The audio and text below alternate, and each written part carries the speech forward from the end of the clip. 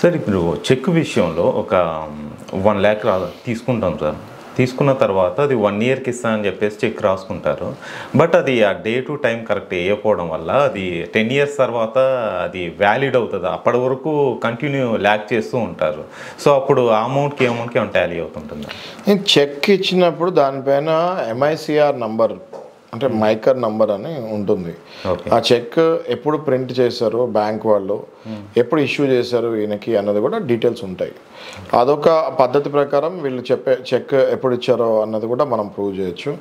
ఇంకోటి జరిగిన ట్రాన్సాక్షన్కి ముందు ఒక ట్రాన్సాక్షన్ జరిగి ఉంటుంది, అంటే ఆ చెక్ నంబర్ ఉంటుంది.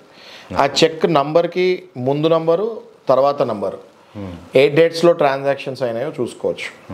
దాన్ని బట్టి కూడా ఈ చెక్ మనం ఎప్పుడు ఇచ్చామా అన్నది ప్రూవ్ చేయొచ్చు. అంటే నేను మొన్నే తీసుకున్నాను అని చెప్తానికి ఉండదు. సో ఆ రకంగా కూడా మనం ప్రూవ్ చేసి ఈ చెక్ అప్పుడు ఇచ్చాము కాబట్టి అప్పటి నుంచి ఇప్పటి వరకు మాకు ఇంట్రెస్ట్ ఇంత లాస్ అయింది అని చెప్పి అసలుతో పాటు వడ్డీ కూడా యాడ్ చేసుకొని మనం రికవరీ చేయొచ్చు.